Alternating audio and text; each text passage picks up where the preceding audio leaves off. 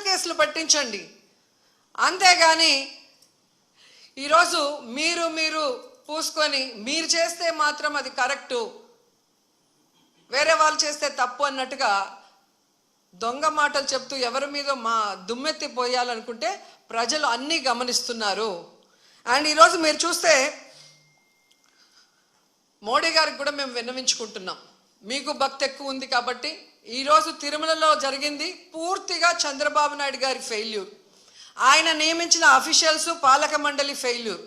So వీరందరి మీద విచారణ జరిపించి దీనికి ఎవరెవరి నిర్లక్ష్యం కారణమో వాళ్ళందరి మీద క్రిమినల్ కేసులు వేసి వీళ్ళందరినీ లోపల పెట్టాలి. ముందు వీళ్ళందరితో రాజీనామా చేయించాలని కూడా డిమాండ్ చేస్తున్నాం.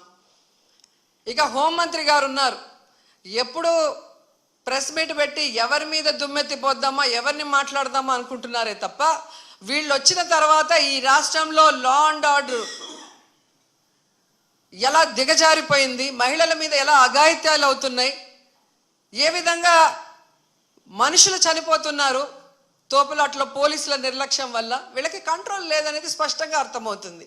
సో ఇలాంటి వాళ్ళని హోంమంత్రిగా పెడితే ఇంకెంతమంది ప్రాణాలు తీస్తారో ఒకసారి మీరే ఆలోచించి యాక్షన్ తీసుకుంటే మంచిదని కూడా కోరుకుంటున్నాను. అండ్ మనకొక సనాతన యోధుడు తిరుపతిలో ఆయన డిక్లేర్ చేసుకున్నాడు, నేను సనాతన యోధుణ్ణి, హిందువుల పక్కన నిలబడుతున్నా, హిందువులకు ఏదైనా జరిగితే నేను ఊరుకోను అన్నావు. అదే తిరుపతిలో ఈరోజు 6 మందిని మీ కూటమి ప్రభుత్వం చంపేసింది. దీనికి మీరు ఏం ప్రాయశ్చిత్తం చేస్తారు? చంద్రబాబు నాయుడుతో రాజీనామా చేయిస్తారా? మీరు బాధ్యత తీసుకొని రాజీనామా చేస్తారా? లేదా చైర్మన్ తో టీటీడీ చైర్మన్తో రాజీనామా చేయిస్తారా? హోంమంత్రితో రాజీనామా చేయిస్తారా? లేదా అందరూ కలిసి కట్టగట్టుకొని రాజీనామా చేస్తారా? మీ అందరి ఫెయిల్యూరే కదా ఇది. నిజమైన సనాతన యోధుడివైతే ఇప్పుడు రా, వచ్చి మీ ప్రభుత్వంలో ఎవరెవరి నిర్లక్ష్యం వల్ల ఇది జరిగిందో వారందరి మీద క్రిమినల్ కేసులు పెట్టించుకోండి. అంతేగాని ప్రమాదవశాత్తు జరిగిందని 194 BNSS పెట్టేసి చేతులు దులిపేసుకోవాలంటే మాత్రం వదిలే ప్రసక్తే లేదు అని కూడా ఈ సందర్భంగా తెలియజేసుకుంటున్నా. అండ్ చంద్రబాబు నాయుడు ఆయన లెగ్గు మహత్యం ఏంటో కానీ ఆయన ఎప్పుడు అధికారంలోకి వస్తే అప్పుడు ఈ రాష్ట్రంలో మనం ఎన్నో చావులు చూడాల్సి వస్తుంది. గతంలో గోదావరి పుష్కరాలు ఈయన పబ్లిసిటీ పిచ్చి వల్ల ఇలాగే గేట్లు తెరిచి జనాలు తోసుకొని ఒకరి మీద ఒకరు పడి 29 మంది చనిపోయారు. మొన్న ముఖ్యమంత్రి అయిన వెంటనే ఈయన నిర్లక్ష్యం వల్ల, ఈయన వైఫల్యం వల్ల దాదాపుగా విజయవాడ వరదల్లో 60 మందికి పైగా చనిపోయారు. మళ్ళీ ఈరోజు చిత్తూరు జిల్లా కుప్పంలో ఉండగానే 6, 7, 8 ఉండి పోలీసులందరినీ తిప్పుకొని ప్రజల్ని గాలికి వదిలేశారు. మానిటరింగ్ లేదు, ఎన్ని లక్షల మంది వస్తున్నారు, వీళ్ళకి ఏం సదుపాయాలు చేశారు, వీళ్ళకి ఎలా టోకన్స్ ఇస్తున్నారు, ఎక్కడ క్యూ లైన్స్ ఇచ్చారు అనేది ముఖ్యమంత్రి పట్టించుకోడు, చైర్మన్ పట్టించుకోడు, ఎస్పీ, కలెక్టరు, అలాగే ఎండోమెంట్ మినిస్టర్ ఎవరు పట్టించుకోరు. బాగా జరిగితే ఏమో మా గొప్పతనం 30 years ఇండస్ట్రీ, 40 years ఇండస్ట్రీ అని గొప్పలు చెప్పుకుంటారు. లేదు అంటే గత ప్రభుత్వ వైఫల్యం లేదా అఫీషియల్స్ వైఫల్యం అని ఎప్పుడు ఎవరో ఒకరి మీద దుమ్మెత్తి తప్పించుకోవాలన్న ప్రయత్నం చేస్తున్నారు. ఇది సీరియస్గా తీసుకోవాల్సిన ఇష్యూ. ఈ చంద్రబాబు నాయుడు గారి వైఫల్యం వల్ల, అసమర్థ వల్లే ఈరోజు ఇంతమంది చనిపోయారు. ఆయన నియమించిన వాళ్ళు ఎవరైతే ఉన్నారో వాళ్ళందరి నిర్లక్ష్యం వల్ల జరిగింది. సో వెంటనే ఈ ఎఫ్ఐఆర్లు మార్చి తప్పు చేసిన వాళ్ళ మీద క్రిమినల్ కేసులు పెట్టాలి. లేకపోతే మేమైతే వైఎస్ఆర్సీపీ తరఫున భక్తులకి అండగా ఉండి ఆ చనిపోయిన కుటుంబాల తరఫున పోరాటం చేస్తాం. వాళ్ళకి కూడా ఎక్స్గ్రేషియా ఒక్కొక్కరికి మరి డబ్బులు 1 కోటి నుంచి 2 కోట్ల దాకా ఇవ్వాల్సిన అవసరం ఉంది. ఎందుకంటే మీ వల్లే వాళ్ళు చనిపోయారు, వాళ్ళ నిర్లక్ష్యం వల్ల కాదు. అలాగే గాయాలైన వాళ్ళకి 25 లక్షల రూపాయలు కూడా ఇవ్వాలని డిమాండ్ చేస్తూ, నిజంగా తిరుపతి అమ్మాయిగా నాకు నిజంగా చాలా బాధేస్తుంది. ఎందుకంటే నాకు తెలిసి ఇంతవరకు తిరుమల చరిత్రలో ఇలా వైకుంఠ ఏకాదశి కోసం దర్శనానికి వచ్చిన వాళ్ళు చనిపోయిన దాఖలాలే లేదు. అలాంటిది ఈరోజు 6 మంది దాకా చనిపోయారు అంటుంటే ఆ కుటుంబాలు టీవీల్లో చూస్తుంటే వాళ్ళు ఏడుస్తుంటే మనసు ద్రవించిపోతుంది. కానీ ఈ కూటమి ప్రభుత్వానికి ఏ ఎమోషన్ లేదు, ఏ బాధ లేదు. ఎలా తప్పించుకుందామా, ఎవరి మీద తోసేద్దామా అన్న ప్రయత్నమే వీళ్ళు చేస్తున్నారు. సో ఖచ్చితంగా మోడీ గారిని డిమాండ్ చేస్తున్నాం, మీరు దీని మీద సీరియస్గా ఎంక్వైరీ చేయించాలి. తప్పు చేసిన వాళ్ళ మీద క్రిమినల్ కేసులు పెట్టి వీళ్ళని లోపల పెట్టాలి. అలాగే హైందవ శంకరావం చేసిన ఈ మఠాధిపతులందరికీ చేతులెత్తి నమస్కరిస్తున్నా, ఇప్పుడు బయటకు రండి. బయటకు వచ్చి ఈ హైందవ ధర్మాన్ని నమ్ముకున్న భక్తుల్ని కాపాడుకోవాల్సిన బాధ్యత మన మీద ఉంది. అలాగే తిరుమల పవిత్రత కాపాడాల్సిన బాధ్యత మన మీద ఉంది. అలాగే భక్తుల చావుకు కారణమైన వాళ్ళని శిక్షించే విధంగా మనం పోరాడాల్సిన అవసరం కూడా ఈరోజు ఉంది. కాబట్టి మీరు అందరూ బయటికి రావాలి, మాట్లాడాలని కూడా కోరుకుంటున్నాను.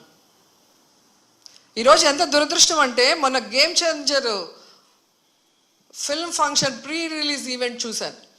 ఫొటోస్ చూస్తే మినిస్టర్ ఉన్నారు, కలెక్టర్ ఉన్నారు, ఎస్పీ ఉన్నారు. ఒక సినిమా ఫంక్షన్కి ఇంత ఇంట్రెస్ట్గా, ఇంత చిత్తశుద్ధిగా పనిచేసిన వాళ్ళు ఎందుకు టీటీడీకి సంబంధించిన వైకుంఠ ఏకాదశికి ఇంట్రెస్ట్ లేకుండా పనిచేస్తున్నారు? ఎందుకు భక్తుల సేవలో ఉండకుండా చంద్రబాబు నాయుడు సేవ కోసమే మీ టైం కేటాయిస్తున్నారని నేను అడుగుతున్నాను. దీంట్లో కల్ప్రిట్ ముఖ్యమైన వాడు ఎవరంటే జేఈఓ, ఇన్ఛార్జ్ ఈఓగా ఉన్నారు వెంకయ్య చౌదరి.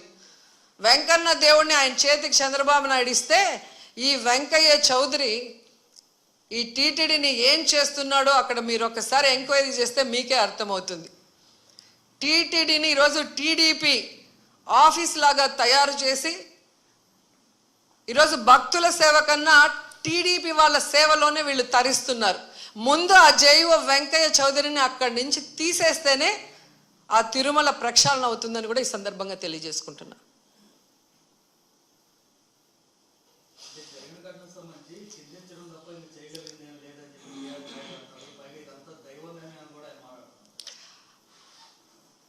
దేవుడి మీద భక్తి లేని వాడికి ఆ పోస్టు చేసే విలువ లేని వ్యక్తికి అలాంటి పెద్ద పోస్ట్ ఇస్తే ఇలాగే ఉంటుంది. ఆయన ప్రెస్ మీట్లు పెట్టి రాజకీయం మాట్లాడతాడు, జగన్ గారిని తిడతాడు. కానీ ఒక టీటీడీ చైర్మన్గా తన బాధ్యత ఏంటి, వైకుంఠ ఏకాదశికి ఎలాంటి ఏర్పాట్లు చేయాలి, ఈఓని, ఎస్పీని, కలెక్టర్ని కలుపుకొని కోఆర్డినేట్ చేసుకొని ఎలా వచ్చే భక్తులకి అన్ని సదుపాయాల్ని, సేఫ్టీని అందించాలన్న ఆలోచన ఇతనికి లేదు. ఇన్సిడెంట్ జరిగినప్పుడు కూడా హైదరాబాద్లో కూర్చొని ఉన్నాడు. ఆయన మాట్లాడిన తీరు చూస్తే తాగి మాట్లాడా, వయసు అయిపోయి మాట్లాడా నాకైతే అర్థం కాలేదు. కానీ ఎంత కేర్లెస్గా, ఎంత సిల్లీగా ఆయన మాట్లాడిన మాటలు. నేను గుడిలో ఎస్పీ కనిపిస్తే చెప్పాను, కొంచెం జాగ్రత్తగా చూసుకోండి, ఏదో గొడవలు అవుతున్నాయి అని నాకు సమాచారం వచ్చింది అన్నాడు. మరి ఎస్పీకి చెప్పిన తర్వాత ఎస్పీ కరెక్ట్గా చూసుకుంటున్నాడా లేదా మానిటరింగ్ చేయాల్సిన బాధ్యత చైర్మన్కి, బోర్డు మెంబర్స్కి ఉంది కదా. మరి నువ్వు హైదరాబాద్లో కూర్చుంటే తిరుపతిలో టికెట్లు ఏ కౌంటర్లో ఇస్తున్నారు, వాళ్ళకి ఏం సేఫ్టీ ఉంది, వాళ్ళకి ఏమి సౌకర్యాలు అందుతున్నాయో ఎలా తెలుస్తుంది మీకు? మంత్రి గారు, ఎమ్మెల్యే, చైర్మన్, పాలక మండలి, కలెక్టరు, ఎస్పీ వీళ్ళందరూ తిరగాలి. తిరుపతిలో, తిరుమలలో ఎలా ఉన్న ఏర్పాట్లు, ఏమైనా అవసరం ఉందా అని చెప్పి అఫీషియల్స్ని కోఆర్డినేట్ చేసుకోవాల్సిన పని అధికారంలో ఉన్న వాళ్ళది. అలా చేసుకోకుండా అంతా దైవేచ్ఛ. నేను ముందే అనుకున్న, ఎస్పీ గారికి చెప్పా, వినలేదు అంటే ఎవరిని ఇరికిచ్చి తప్పించుకోవాలనుకుంటున్నారో వాళ్ళే గమనించుకోవాలి. గతంలో టీటీడీ చైర్మన్లుగా పనిచేసిన వాళ్ళు కరుణాకర్ రెడ్డి గారు ఉన్నారు మనకు, అట్లాగే సుబ్బారెడ్డి గారు ఉన్నారు. ఎంత చక్కగా భక్తుల సేవలో వచ్చిన వాళ్ళకి అన్ని సౌకర్యాలను అందించి అందరూ కూడా దర్శనం చేసుకొని తరించే విధంగా ఎలా ఏర్పాట్లు చేశామో 5 ఏళ్ల కాలంలో భక్తులను అడగండి. వచ్చిన ఫస్ట్ ఇయరే మీరు ఈ విధంగా చేస్తే నెక్స్ట్ ఎలా వస్తారు భక్తులు? భయపడిపోరా?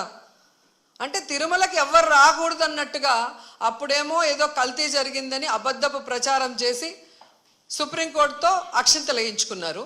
ఇప్పుడు నిర్లక్ష్యంతో 6 మందిని చంపేసి అమ్మో కొండకెళ్తే ఏమన్నా అవుతుంది అన్నట్టుగా ఇప్పుడు తయారు చేశారు.